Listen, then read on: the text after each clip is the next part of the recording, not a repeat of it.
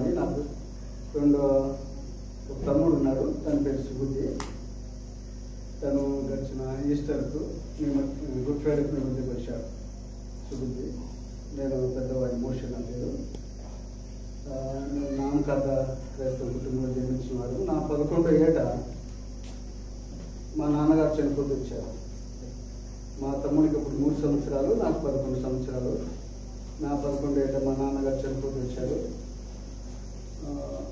నేను ఎప్పుడు నాకు గుర్తుండేప్పటి నుంచి సిఎస్ఐ చర్చికి కూడా అసలు వెళ్ళేట్టుగా ఎప్పుడో చాలా తక్కువ. అది ఏదో సంవత్సరం ఒకసారి, అది కూడా తక్కువ నాకు గుర్తుంది. వెళ్ళలేదు ఎప్పుడు కూడా. దేవుని వాక్యం కానీ చదవడం కానీ, దేవుని ఇంటికి వెళ్ళడం కానీ, సిఎస్ఐ చర్చికి కూడా వెళ్ళేటువంటి కాదన్నమాట. అట్లా లోకంలో నా ఇష్టాన్ని నేను నెరవేర్చుకుంటూ దేవునికి దూరంగా, దేవుని ఉగ్రతకు పాత్రునిగా ఈ లోకంలో నా జీవిత యాత్ర సాగిస్తూ ఉండేవాడిని. ఆ 11వ ఏట మా నాన్నగారు చనిపోయిన తర్వాత మీకు అందరికీ తెలుస్తుంటుంది, ఇంకా తండ్రి లేకుంటే ఒక యవనస్తుని యొక్క పరిస్థితి ఎంతో భయంకరంగా ఉంటుంది. ఇష్టానుసారమైన జీవితం, తల్లికి ఏమాత్రం భయపడిన జీవితము, ఆయనకు కొంత గ్రహింపు లేదు, అంటే అంత జ్ఞానం లేదు, దైవికమైన ఆయన కూడా రక్షణ లేదు. ఆమెను లెక్క చేయకుండా నా ఇష్టానుసారంగా నా 11 ఏళ్ళ నుంచి చదువుని నిర్లక్ష్య పెడుతూ నా ఇష్టానుసారంగా జీవిస్తూ వచ్చామని 13, 14 ఏట వచ్చే సమయానికి, 9వ తరగతి వచ్చే సమయానికి అన్ని వ్యసనాలు లోకంలో ఏవైతే ఉన్నాయో దేవునికి అయిష్టమైనవి పాపం నాలో ప్రవేశించింది. నాలో మంచిది ఏది లేకుండా నా జీవితం అంతా చెడిపోతూ వచ్చింది. నా స్నేహితులు నా ఇష్టాన్ని నేను నెరవేర్చుకుంటూ నాకు లేని వ్యసనం అంటూ లేదు. నా 13, 14 ఏటనే అన్ని వాటికి నేను బానిస అయిపోతూ వచ్చాను. ఎవరు చెప్తే వినేవాడిని కాదు, మా అమ్మగారు చెప్పినా కూడా వినేవాడిని కాదు, ఎవరన్నా దేవుడి గురించి చెప్పినా కూడా నేను వినేవాడిని కాదు. నా ఇష్టానుసారంగా నేను జీవిస్తూ రాత్రి 11, 12 గంటలకు ఇంటికి వచ్చేవాడిని. అట్లా నా జీవితాన్ని నేను నష్టపరుచుకుంటూ, నేను గాయపరుచుకుంటూ నా జీవితాన్ని ఎంతగానో నష్టపరుచుకుంటూ నా యాత్ర సాగిస్తూ ఉండేవాడిని. ఆ రీతిగా నా యాత్ర సాగుతున్నప్పుడు సినిమాలు, ఆ రీతిగా పెళ్ళిళ్ళకు, ఎక్కడ పెళ్ళి జరుగుతానో కూడా ఆ స్థలానికి వెళ్ళేవాడిని. అక్కడ డ్రింక్ అంటే మందు తాగి డ్యాన్స్ చేస్తా ఇష్టానుసారమైన జీవితం. 14 ఏటనే భయంకరంగా చెడిపోతూ వచ్చాను. అందరూ నన్ను అసహించుకునేవారు. మైలవరం గ్రామంలో అందరూ నన్ను తృణీకరించేవారు, అందరూ ఎగతాళి చేసేవారు. ఎంతో భయంకరమైన స్థితిలో ఉంటూ వచ్చాను. అందరూ హేళన చేసేవారు, ఎవరు నన్ను ప్రేమించేవారు కాదు. మా కుటుంబ స్థితిని బట్టి ఎవరు మమ్మల్ని ప్రేమించేవారు కాదు. అందరూ త్రోసివేసేవారు అన్నమాట. దేవుడు లేని జీవితం బహు భయంకరమైంది. అది మీరు అందరికీ ఎరుగుదురు.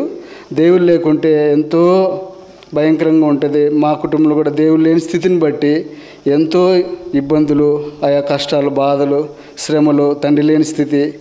ఆ రీతిగా ఇష్టానుసారంగా సాతాను యొక్క అధికారం కింద నా జీవిత యాత్ర సాగిస్తూ పాపాన్ని జరుపుకుంటూ నిత్య నాశనానికి, మరణానికి పాత్రునిగా నా యాత్ర సాగిస్తూ వచ్చాను. ఆ రీతిగా నా 10th క్లాసు ముగించుకున్నాను.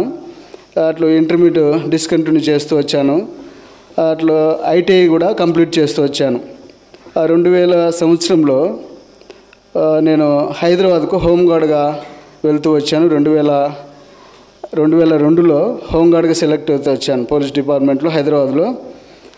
ఇక్కడ మైలవరం గ్రామంలో ఉన్నప్పుడే భయంకరంగా నేను చెడిపోతూ వచ్చాను. ఇంకా హైదరాబాదు వెళ్తే ఇంకా మీకు తెలియంది ఏం లేదు, అది ఎంతో భయంకరమైన స్థలం హైదరాబాద్.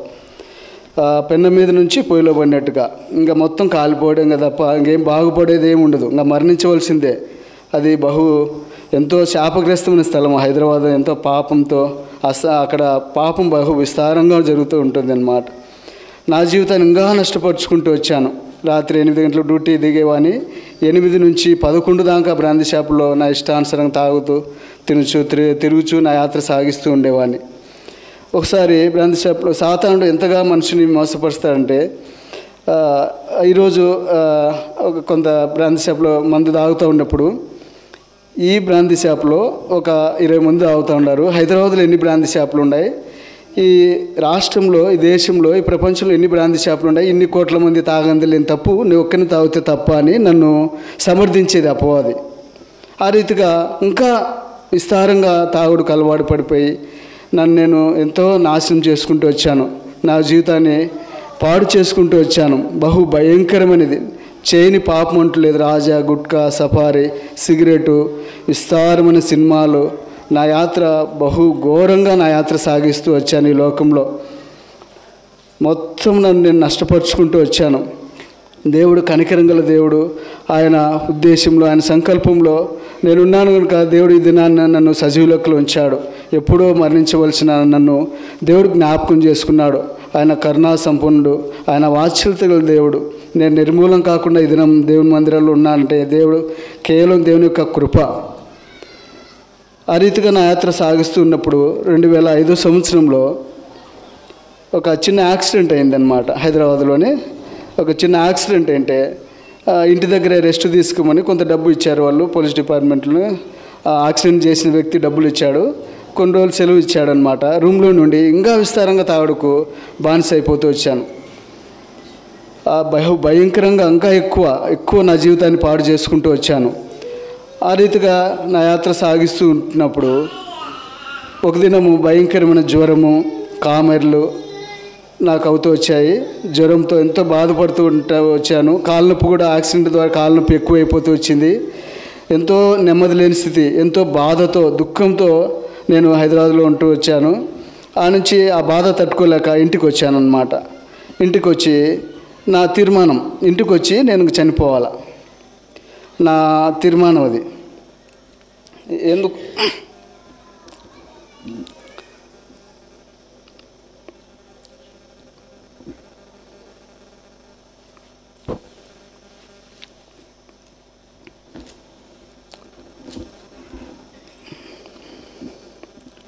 ఎందుకు చనిపోవాలని తీర్మానం అంటే, నేను చేసిన పాపాలు అటువంటి. ఇంక నేను తిరగని తిరుగులేదు, భయంకరమైన చెడిపోయినాను. ఇంక నేను మరణించాలా. నన్ను అపవాది ప్రోత్సహించేది, నువ్వు చావు, నువ్వు భయంకరంగా తిరిగినావు కదా, నువ్వు చెడిపోయినావు, నువ్వు చనిపో, నీకు లేని జబ్బు అంటలేదు. సిగరెట్ల ద్వారా, సఫారీ, రాజా, గుట్కాల ద్వారా, ఆయా వ్యసనాల ద్వారా నీ బాడీ, శరీరం అంతా చెడిపోయి ఉంటుంది. నువ్వు నువ్వు చనిపోను ప్రేరేపణ చేస్తూ వచ్చింటే నేను ఇంటికి వచ్చిన. మా ఇంట్లో మా అమ్మాయి అనుకునేది ఇంటికి వీడు వచ్చినాడు అనుకునేది, కానీ నేనైతే చనిపోవాలని ఇంటికి వచ్చి ఒకరోజు ప్రయత్నం ఇంట్లోనే ఊరేసుకున్నా. అది తెగి కింద పడుతూ వచ్చాను. దేవుడు జ్ఞాపకం చేసుకున్నాడు. దేవుడు మరణానికి నన్ను అప్పగించలేదు. దేవుని యొక్క సంకల్పం గొప్పది. దేవుడు కనికరిస్తూ వచ్చాడు. తిరిగి ఆ రోజు అట్లే సాగుతూ తిరిగి యాత్ర సాగిస్తూ వచ్చాను. ఒకరోజు దేవుని వాక్యం ద్వారా ఇంట్లో టీవీ ఆన్ చేస్తే దేవుడు కే పాల్ గారి ద్వారా దేవుని వాక్యం అందిస్తూ ఉంటున్నా. ఆ రోజు శాంతి నెమ్మది లేని వారికి దేవుడు శాంతి నెమ్మది అనుగ్రహిస్తాడని దేవుని వాక్యం ద్వారా వింటూ వచ్చాను. అనేకులు, నా స్నేహితులు, మా బంధువులు అనేకులు చెప్పేవారు, దేవుని ఇంటికి రా, మందిరానికి హెబ్రోన్ ప్రార్థనా మందిరం ఉంది, అక్కడ శాంతి నెమ్మది దేవుడు అనుగ్రహిస్తాడు, నీ జీవితాన్ని మారుస్తాడు, దేవుని వద్దకు రా అని చెప్పేవారు. కానీ నేను తృణీకరించేటోనే. ఇప్పుడు కాకుంటే, ఇప్పుడు అనుభవించుకోకుంటే, ఇప్పుడు ఎంజాయ్ చేయకోకుంటే ఇంకెప్పుడు ఎంజాయ్ చేస్తా అని వాళ్ళతో అట్లా మాట్లాడుతూ వచ్చేవాడిని. ఇష్టానుసారంగా విరోధంగా మాట్లాడుతూ ఇష్టానుసారంగా జీవిస్తూ వచ్చాను. నా యాత్ర సాగిస్తూ వచ్చాను. అది నమ్మ దేవుని వాక్యం ద్వారా దర్శించి, ఎవరు ఆ రోజు చెప్పలేదు కానీ ఆ రోజు ఉదయకాలం 9 గంటలకు ఆ వాక్యం విని వెంటనే స్నానం చేసి బైబిల్ చేతపట్టుకొని మందిరంలో, ఆ రోజు హెబ్రోన్ ప్రార్థన మందిరం మైలవరంలో పని జరుగుతూ ఉంది. డైరెక్ట్ మందిరం కాడికి వెళ్ళాను. ఏదో ధైర్యంతో అక్కడికి వెళ్ళాను. వాళ్ళందరూ ఆశ్చర్యపడుతూ వచ్చారు. ఎప్పుడు నన్ను వాక్యాన్ని తృణీకరించేటోడు, దేవుని పనులు కూడా ఎగతాళి చేసేవాడివి, ఈరోజు మందిరానికి వచ్చినాయని వాళ్ళందరూ కూడా ఆశ్చర్యపడుతూ వచ్చారు. ఆ రోజు నుండి 2005 సంవత్సరం అక్టోబర్ మాసం దేవుని మందిరానికి వెళ్ళట ఆరంభమవుతూ వచ్చింది. ఆ రోజు నుంచి నా యాత్ర సాగిస్తుంటున్నా కానీ సంపూర్ణ రక్షణ, మారు మనసు, పాప క్షమాపణ ఇటు నిశ్చేత లేదు. మందిరానికి వెళ్తున్నాను, వస్తున్నాను. తిరిగి ఒకరోజు స్నేహితులు కలిసి తిరిగి మందు తాగడానికి వెళ్తూ వచ్చాం. రక్షణ లేదు. తిరిగి స్నేహితులు పురికొల్పు చేస్తూ వచ్చారు. కానీ నేను కూడా వెళ్తూ వచ్చాను. తిరిగి తాగి ఆ రోజు ఎంతో అవమానపడుతూ వచ్చాను. ఇంట్లో కూడా మా అమ్మ అంత మందలిస్తూ వచ్చారు. ఇంకా నెమ్మది లేకుండా చనిపోని మరి ప్రేరేపణ. అంటే దేవుని వద్దకు వచ్చిన సాతానుకు ఎంత మాత్రం ఇష్టం లేదన్నమాట. ఎంతసేపునా మనం చనిపోవాలా, అంటే నరకానికి వెళ్ళాలి, ఆత్మహత్య చేసుకోవాలని సాతాను యొక్క దాని పని. దేవుడు నన్ను జ్ఞాపకం చేసుకున్నాడు. 1 కొరింథీయులకు రాసిన పత్రిక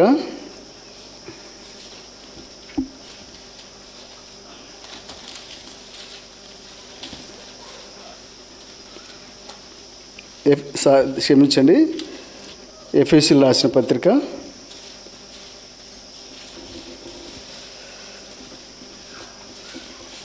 1వ అధ్యాయము 4వ వచనం నుండి 6వ వచనం వరకు కలిసింది. చదవండి. ఎట్లనగా తన ప్రియుని యందు తాను ఉచితముగా మనకు అనుగ్రహించిన తన కృపా మహిమకు కీర్తి కలుగునట్లు తన చిత్త ప్రకారమైన దయా సంకల్పం చొప్పున యేసుక్రీస్తు ద్వారా తనకు కుమారులుగా స్వీకరించుటకై మనలను ముందుగా తన కోసం నిర్ణయించుకొని మనము తన ఎదుట పరిశుద్ధులమును నిర్దోషులమై ఉండవలనని జగత్తు పునాది వేయబడక మునిపే ప్రేమ చేత ఆయన క్రీస్తులో మనలను ఏర్పరచుకునను.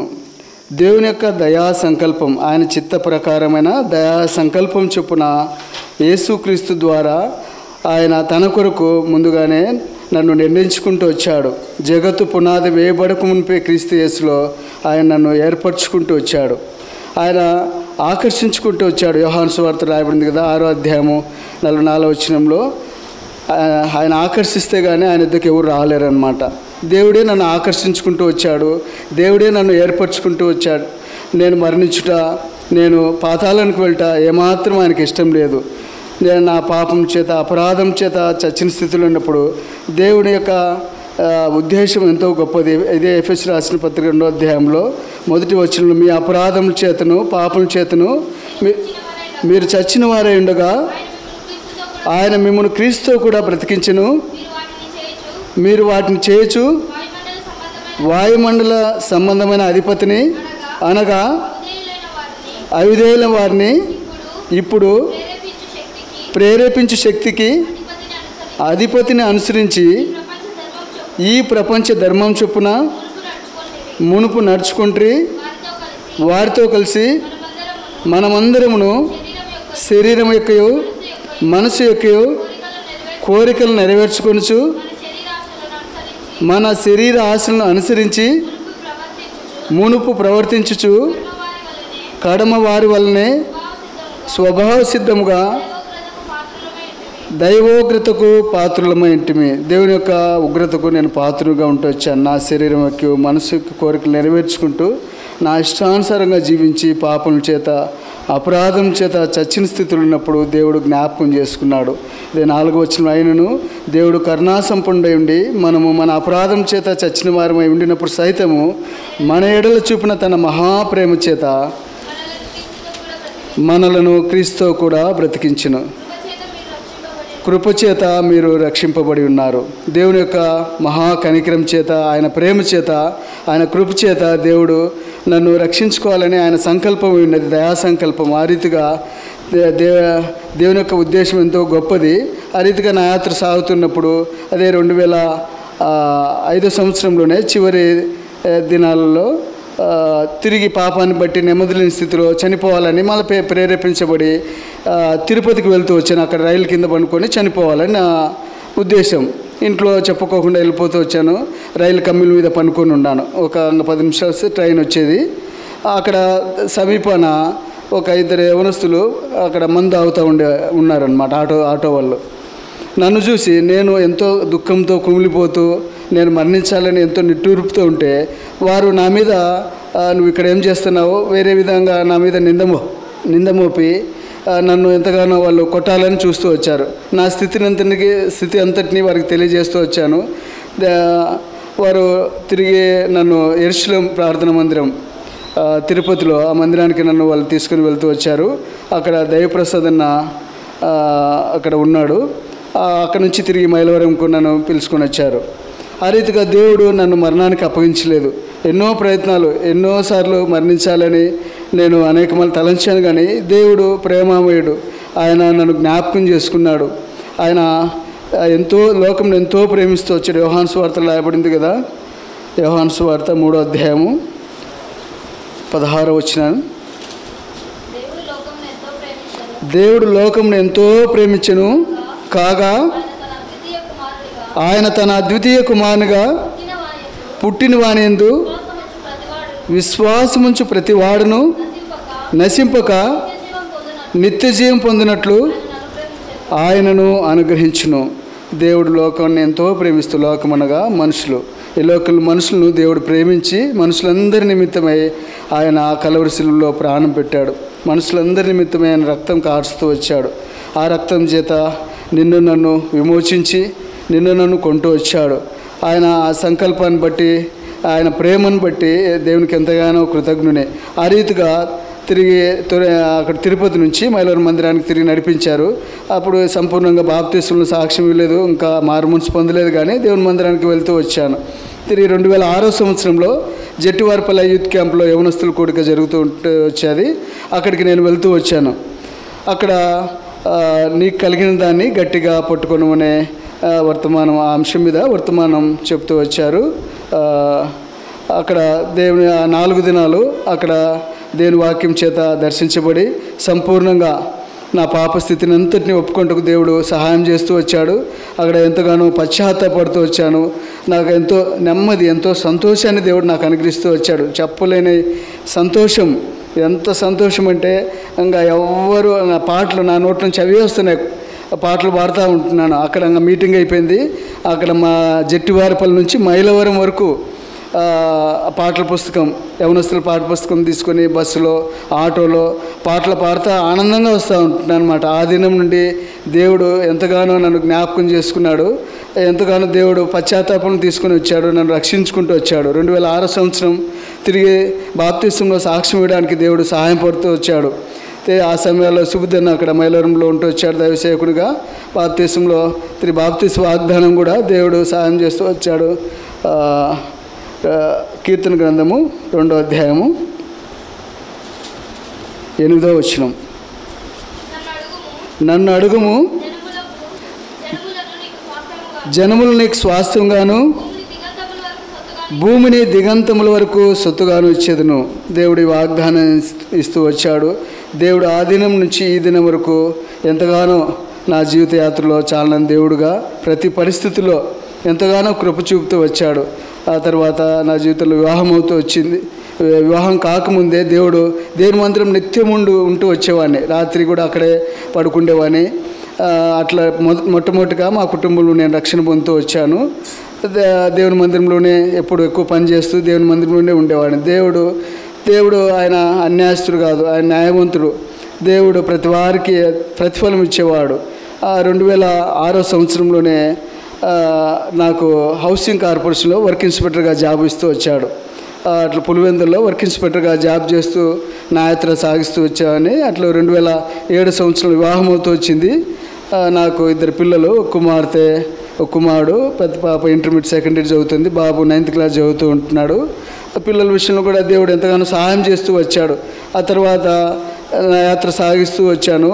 తర్వాత మా తమ్ముడు రక్షించబడుతూ వచ్చాడు. తర్వాత మా భార్య కూడా రక్షించబడుతూ వచ్చింది. తిరిగి మా అమ్మగారు కూడా రక్షించబడుతూ వచ్చారు. నా జీవితంలో అట్లా దేవుని వెంబడిస్తూ దేవుని కొనసాగిస్తూ వచ్చాను. తిరిగి దేవునికి కొంత దూరం అయిపోతూ వచ్చాను. ఈ దినం దైవసేవకుడు దేవుని వాక్యం దగ్గర మాట్లాడుతూ వచ్చాడు. లూకాసు వార్త 10వ అధ్యాయము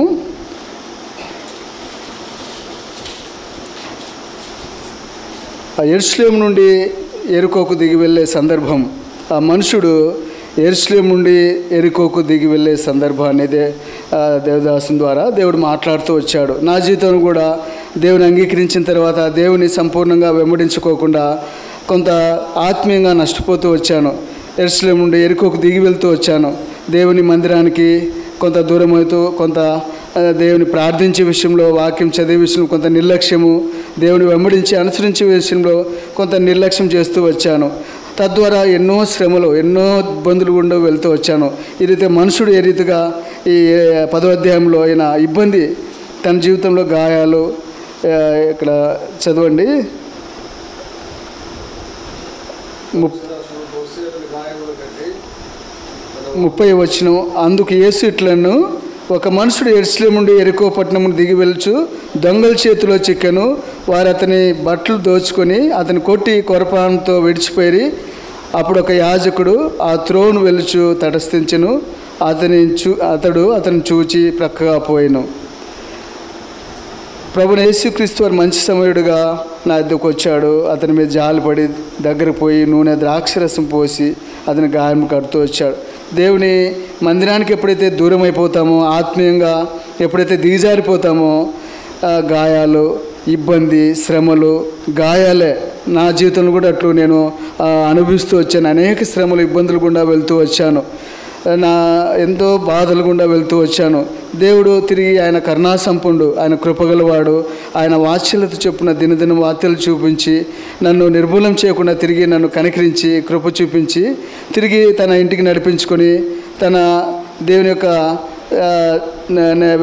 దేవుని వెంబడించట్లో, దేవుని పరిచర్య చేయట్లో దేవుడు ఎంతగానో సహాయం చేస్తూ వచ్చాడు. దేవుని మందిరానికి ఎవరైతే దూరం, చిన్న కుమారుడు కూడా ఉన్నాడు కదా, లూకాసు వార్త 15వ అధ్యాయంలో, తాను కూడా తండ్రి ఇంటికి దూరం అయిపోయినప్పుడు తను కూడా ఇబ్బంది పడుతూ వచ్చాడు.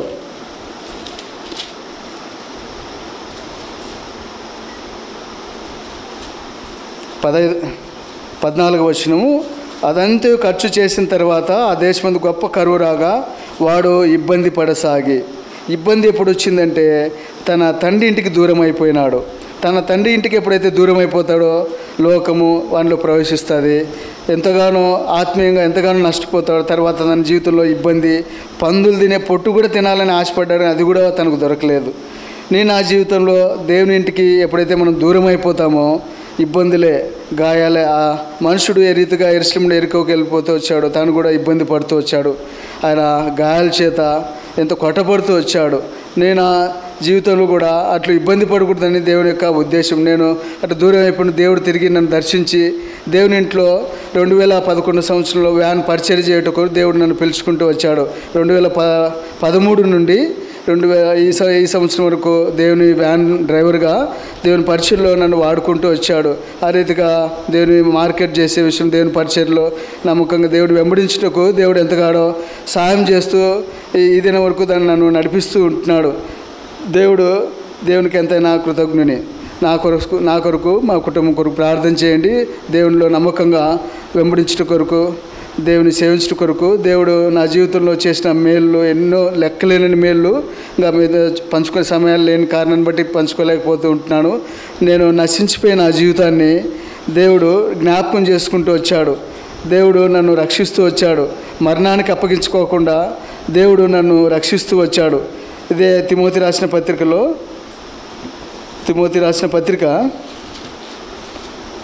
1వ అధ్యాయం 15వ వచనం. పాపులను రక్షించడం క్రీస్తు యేసు లోకమునకు వచ్చిన వాక్యము నమ్మదగినది, పూర్ణ అంగీకారమునకు యోగ్యమునై ఉన్నది. అట్టి వారిలో నేను ప్రధానుడు. పాపం చేత అపరాధం చేత చచ్చిపోయిన నా జీవితాన్ని రక్షించుట కొరకై ప్రభువైన యేసుక్రీస్తు వారు ఈ లోకానికి వచ్చాడు. నా పాపం నిమిత్తమై ఆ కలవరిశిల్లో ఆయన ప్రాణం పెడుతూ వచ్చాడు. నన్ను రక్షించిన నిమిత్తమై ఆయన రక్తం కారుస్తూ వచ్చాడు. నన్ను ప్రేమించాడు. లోకంలో ఎవరు నన్ను ప్రేమించలేదు కానీ, ఎవరు నన్ను దగ్గర చేర్చుకోలేదు కానీ, ఎంతో దుర్మార్గంలో, దుష్టత్వంలో, అపవిత్రతలో చెడిపోయిన నా జీవితాన్ని ఆయన బాగు చేయడం కొరకై నా హృదయం ఘోరమైన స్థితిలో ఉన్నప్పుడు, అది ఘోరమైన వ్యాధి గలదిగా ఉన్నప్పుడు దేవుడు నన్ను జ్ఞాపకం చేసుకుంటూ వచ్చాడు. యెషయా గ్రంథంలో 1వ అధ్యాయం 6వ వచనంలో ఉన్న ప్రకారం స్థితి, అరికాల మొదలుకున్న అన్నిటి వరకు స్వస్థత లేని స్థితి, పచ్చి పుండ్లు, గాయాలు, మెత్తన చేయబడిన స్థితి, దుర్వాసనతో ఉన్న నా జీవితం దేవుడు జ్ఞాపకం చేసుకుంటూ వచ్చాడు. నన్ను పరిమళ వాసనగా చేయడం నిమిత్తమై ఆయన తాను అప్పగించుకుంటూ వచ్చాడు. ఆయన నా కొరకు ఆ కలవరిశిలో శ్రమను, బాధను, హింసను, అవమానాన్ని పొందుతూ వచ్చాడు. నా జీవితాన్ని మార్చుట కొరకై, నన్ను రక్షించుట కొరకై, నాకు నెమ్మది, సంతోషము, సమాధానం నా జీవితంలో అనుగ్రహించుట కొరకై ఆయన ఆ కలవరిశిలో అప్పగించుకుంటూ వచ్చాడు. దేవుడు నా జీవితాన్ని రక్షించాడు, నా జీవితాన్ని మార్చాడు. ఎన్నో మేలు నా జీవితంలో చేస్తూ వచ్చాడు. కుటుంబాన్ని అంతటినీ రక్షిస్తూ వచ్చాడు. అదే మైలవరం గ్రామంలో దేవుడు ఒక సాక్షిగా నన్ను ఉంచుతూ వచ్చాడు. ఎన్నో మేలు చేస్తూ వచ్చాడు.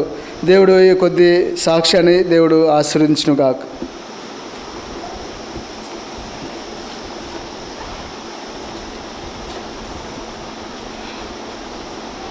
చిన్న ప్రార్థన చేస్తాం, మోకరించండి. ప్రేమగల తండ్రి, జీవమగల దేవ, యేసుక్రీస్తు ప్రశస్తమైన నామంలో నీకు వందనాలు, స్తోత్రాలు చెల్లిస్తున్నాం నాయన. దాసుడు మోషేని బట్టి, మరి కుటుంబాన్ని బట్టి, తన పక్షంగా చేసిన మేలు ఉపకారాన్ని బట్టి నీకు వందనాలు, స్తోత్రాలు చెల్లిస్తున్నాం నాయన. మరి ఎన్నోసార్లు మరణపు అంచులు దాకా వెళ్ళి అపవాది ప్రేరేపించి ఈడ్చుకెళ్ళినప్పుడు మీరు విడిపించారు, బ్రతికించారయ్యా.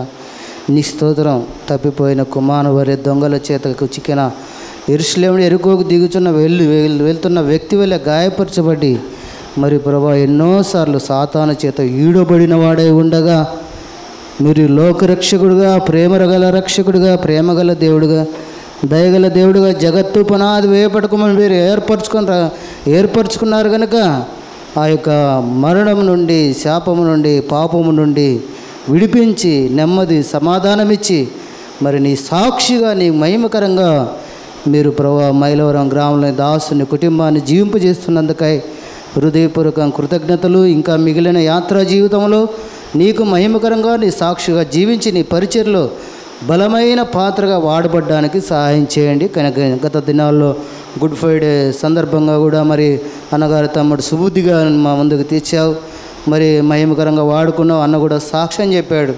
మరి తన కాళ్ళు లేనప్పుడు మోషన్ ఎంతో ఎత్తుకొని తిరిగేవాడని, ఎంతో ప్రేమ గలవాడని, మరి ఎంతో ప్రేమను తన అన్న గురించి చెప్పాడు. కనుక ప్రభువా మీరు వారి కుటుంబంలో మీరు చూపిన ప్రేమ, మీరిచ్చిన రక్షణ, విమోచనను బట్టి స్తుతిస్తూ కుటుంబం అంతటినీ దీవించు. వారి పిల్లలు చదువులు, భవిష్యత్తులు, వారి ఉద్యోగాలు అన్నిట్లో మీ కరుణాస్తం తోడుగుంచి నడిపించి భూమి మీద నీ మహిమ కొరకు జీవించి నీ రాకులు ఎత్తబడడానికి సిద్ధపరచమని ప్రార్థన చేస్తూ ఉన్నాం. మరి సాక్ష్యాన్ని విన్నాం. మా స్థితులు కూడా అలాంటివే. మరి ప్రభా నీ మందిరానికి ఎడుబాటైనటువంటి జీవితంలో కూడా ఎన్నో ఒడిదుడుకులు, గాయాలు, దెబ్బలు, ఇబ్బందులు. కనుక ప్రభా నీ సన్నిధికి ఎడబాటై నీ మందిరంను ప్రేమించక, నీ సన్నిధిని ప్రేమించక పడుతున్న ఇబ్బందులు, అక్కర్లు, అనారోగ్యాలు, పరిస్థితులు మా మధ్యలో లేకపోలేవు. కనుక ప్రభా మా అక్కర కొలదే మమ్మల్ని మార్చడానికే, మమ్మల్ని స్థిరపరచడానికే, నీ మందిరాన్ని ప్రేమించడానికే, నేను అత్తుకొని వెంబడించడానికే ఈ దినం మా మధ్యలోకి మీ దాసులు నడిపించి అద్భుతకరమైన నీ పరలోకపు మాటలను, వర్తమానాన్ని మీరు విడుదల చేసి మీ స్వరాన్ని వినిపించారు. ప్రభా స్తోత్రం. విన్న వాక్యాన్ని మా హృదయాల్లో భద్రపరుచుకొని వీరువారు మాత్రమైండి మోసపరచబడకుండా విన్న వాక్య ప్రకారం నీ సాక్షులుగా జీవించడానికి మాకు అందరికీ సహాయం చేయండి. నీ రాకులు ఎత్తబడ్డానికి మీ కృపను దయచేసి మహిమ, ఘనత, ప్రభావములు పొందమని వేడుకుంటూ మిగిలిన సమయం దీవెనకరంగా చేయమని యేసు ప్రభువును స్తుతించి ప్రార్థించి దీనంగా అడిగి వేడుకుంటున్నాం తండ్రి. ఆమేన్. వారి పరిచర్లు ఆలకించండి. అయిపోయింది, కొద్ది నిమిషం.